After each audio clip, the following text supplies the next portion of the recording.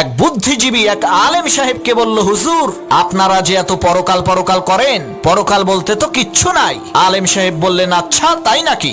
বুদ্ধিজীবী বলল, হ্যাঁ। তখন আলেম সাহেব বললেন, আচ্ছা আমি যদি এখন বলি আপনার ব্লাড ক্যান্সার হয়েছে, আপনি কি বিশ্বাস করবেন? তখন বুদ্ধিজীবী বলল, আমারে কি পাগলে কামড়াইছে নাকি এই ফালতু কথা বিশ্বাস করব?